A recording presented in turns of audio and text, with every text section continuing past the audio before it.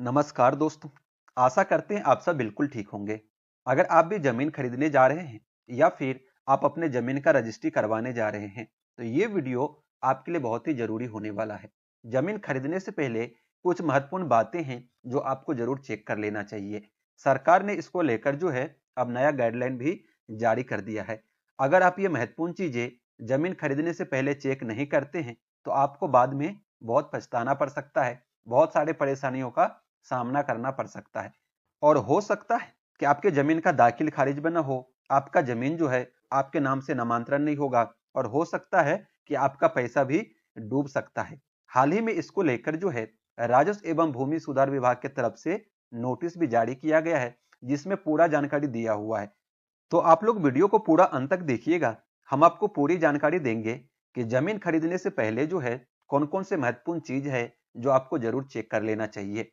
उससे पहले अगर आप लोगों ने अभी तक वीडियो को लाइक नहीं किया है तो वीडियो को लाइक कर दीजिएगा। चैनल पर पहली बार आए हैं तो चैनल को सब्सक्राइब कर लीजिएगा और इस वीडियो को ज्यादा से ज्यादा लोगों तक शेयर कीजिएगा।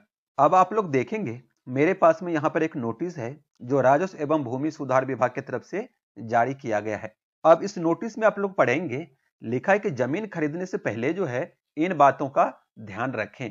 क्या जमीन विक्रेता की जमाबंदी ऑनलाइन है? जमीन खरीदने से पहले जो है आपको ये चीजें चेक कर लेना है कि जो जमीन आप खरीदने जा रहे हो उस जमीन का जो जमाबंदी है ऑनलाइन उपलब्ध है कि नहीं है। क्योंकि आजकल क्या होता है कि जब भी आप जमीन खरीदेंगे और ऑनलाइन दाखिल खारिज के लिए आवेदन करेंगे तो जब तक आपके जमीन का जमाबंदी ऑनलाइन नहीं होगा आप दाखिल खारिज के लिए आवेदन ही नहीं कर पाएंगे। क्योंकि अब क्या है, सब कुछ जो है ऑनलाइन पोर्टल के माध्यम से होता है। जब भी आप लोग दाखिल खारिज के लिए आवेदन करेंगे वो भी ऑनलाइन होगा और वो तभी होगा जब आपका जमाबंदी जो है ऑनलाइन है। तो आपको ये चीजें चेक कर लेना है कि जो जमीन आप खरीदने जा रहे हो उस जमीन का जमाबंदी जो है ऑनलाइन है कि नहीं है। ऑनलाइन कैसे चेक करना है कि उस जमीन का जमाबंदी ऑनलाइन है कि नहीं है?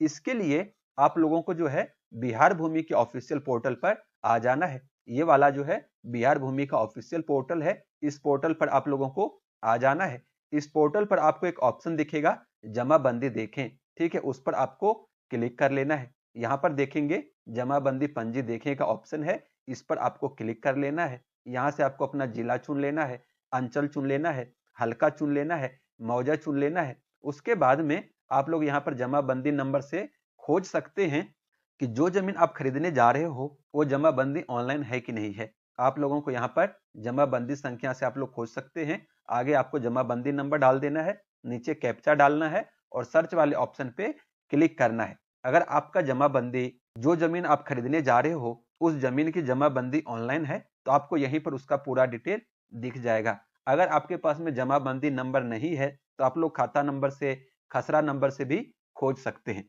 तो ये चीजें आपको सुनिश्चित कर लेना है कि जो जमीन आप खरीदने जा रहे हो वो जमीन ऑनलाइन पोर्टल पर उपलब्ध होना चाहिए, ऑनलाइन पोर्टल पर दिखना चाहिए, तभी आप लोगों को जमीन खरीदना चाहिए।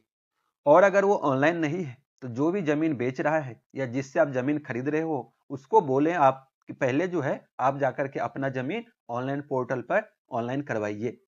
उसके बाद जो आप लोगों को चेक करना है कि क्या उस ऑनलाइन जमाबंदी में आपके द्वारा खरीदा जा रहा खेसरा यानी कि प्लॉट का नंबर एवं सही रकबा एरिया दर्ज है। यानी कि जो जमीन आप खरीद रहे हो, कई बार ऐसा होता है कि एक ही जमाबंदी के अंदर जो है कई सारे खाता और खसरा नंबर उपलब्ध होते हैं। तो जिस खाता का जमीन, जिस खसरा नंबर का जमीन आप खरीदने जा रहे हो आपको ये चेक कर लेना है कि ये खाता और खसरा जो है उस जमाबंदी में उपलब्ध है कि नहीं है।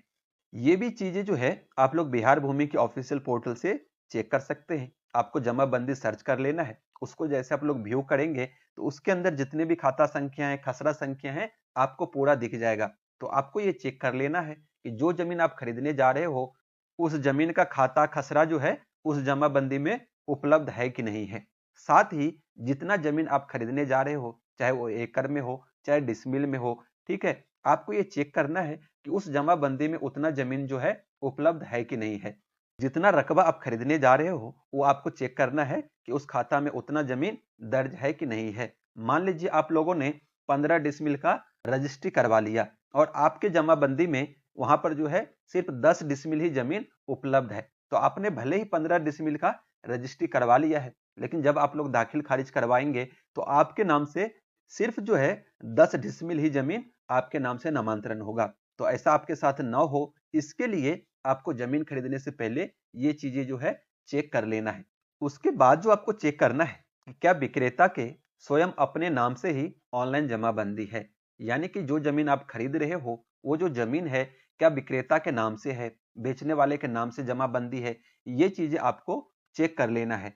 क्योंकि अगर उसके नाम से जमीन नहीं है, उसके नाम से जमाबंदी नहीं है, तो जब भी आप लोग दाखिल खारिज करवाएंगे तो उसके साथ में जो बेचने वाला है उसका आपको वंशावली लगवाना पड़ेगा, उसके जो है पूर्वजों का कागजात आपको साथ में लगाना पड़ेगा, ये सिद्ध करने के लिए कि यही आदमी जो है उस जमीन का उत्तराधिकारी है और उसका मालिक है। तो आपको ये भी चीजें चेक कर लेना है कि जो आदमी जमीन बेच रहा है क्या वो जमीन जो है उसके नाम से है। अगर जिसके नाम से जमीन है और वो खुद ही वो जमीन बेच रहा है तो बहुत ही आसान तरीके से आपका दाखिल खारिज भी हो जाएगा और वो जमीन जो है आपके नाम से नामांतरण हो जाएगा। आप जो है परेशानी से बच जाएंगे। अगर वो जमीन जो है, जो आदमी जमीन बेच रहा है, जमीन का विक्रेता है, अगर जमीन जो है उसके नाम से नहीं है, यहाँ पर देखेंगे नीचे लिखा है कि अगर जमीन जो है उसके नाम से नहीं है तो विक्रेता के पास में सभी हिस्सेदारों का लिखित सहमति होना चाहिए। यानी कि जो आदमी जमीन बेच रहा है, मान लीजिए वो जमीन जो है उसके पूर्वजों के नाम से है, उसके बाप के नाम से है, दादा के नाम से है या परदादा के नाम से वो जमीन है, तो उस जमीन के जितने भी हिस्सेदार हैं, इनके चाचा या भाई, जितने भी उस जमीन के हिस्सेदार हैं, सबका जो है लिखित में सहमति चाहिए। ठीक है, सबका साइन चाहिए और सबके सहमति के बाद ही वो जमीन जो है आपके नाम से दाखिल खारिज होगा, आपके नाम से नामांतरण होगा। तो यहाँ पर जो ये 4-5 चीजें दिया हुआ है, आपको मुख्य रूप से चेक कर लेना है। जब भी आप जमीन खरीदने जा रहे हैं, जमीन का रजिस्ट्री करवाने जा रहे हैं या जमीन खरीदने के बाद जब भी आप लोग पेमेंट करें, पैसा दें जमीन विक्रेता को, उससे पहले आपको ये सारे डॉक्यूमेंट चेक कर लेना है। साथ ही आपको एक बहुत ही महत्वपूर्ण चीजें है जो आपको चेक कर लेना है।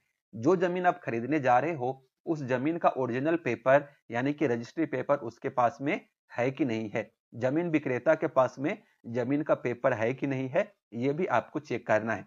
किसी कारणवश अगर जमीन विक्रेता के पास में जमीन की रजिस्ट्री कॉपी नहीं है तो उसके पास में लगान रसीद होना चाहिए, तभी आप लोग जाकर के जमीन खरीदें। अन्यथा जो है आप लोग परेशानी में फंस सकते हैं। आपको यहाँ वहाँ अंचलों के चक्कर लगाने पड़ेंगे, कार्यालय के चक्कर लगाने पड़ेंगे और आपका दाखिल खारिज जो है नहीं होगा। और दाखिल खारिज जो है सबसे महत्वपूर्ण चीज है, क्योंकि जब तक जमीन का दाखिल खारिज नहीं होगा उस जमीन पर आपका संपूर्ण मालिकाना हक जो है नहीं होगा। तो जब भी आप लोग जमीन खरीदें, जमीन का रजिस्ट्री करवाएं, तो ये जो महत्वपूर्ण चीजें हैं आपको जरूर चेक करना चाहिए। अगर आप ऐसा नहीं करते हैं, देखेंगे यहाँ पर लिखा हुआ है कि अगर ऐसा नहीं है तो आप जमीन नहीं विवाद खरीदने जा रहे हैं। अगर आप ऐसा नहीं करते हैं तो समझ लीजिए कि आप लोग जमीन नहीं, जमीन का विवाद खरीदने जा रहे हैं। आए दिन जो है आपका दाखिल खारिज होगा नहीं तो लड़ाई होगा, झगड़ा होगा, आगे जो है विवाद बढ़ सकता है। दोस्तों, आज के वीडियो में जमीन खरीदने को लेकर ये थी कुछ महत्वपूर्ण जानकारी। उम्मीद करते हैं कि आप लोगों को जानकारी अच्छी लगी होगी। तो आप लोग वीडियो को लाइक कर दीजिएगा। चैनल पर पहली बार आए हैं तो चैनल को सब्सक्राइब कर लीजिएगा और इस वीडियो को ज्यादा से ज्यादा लोगों तक शेयर जरूर करिएगा ताकि ये महत्वपूर्ण जानकारी ज्यादा से ज्यादा लोगों तक पहुंचे। तो चलिए, आज के वीडियो में इतना ही। जल्दी मिलते हैं एक नए वीडियो के साथ। तब तक के लिए धन्यवाद।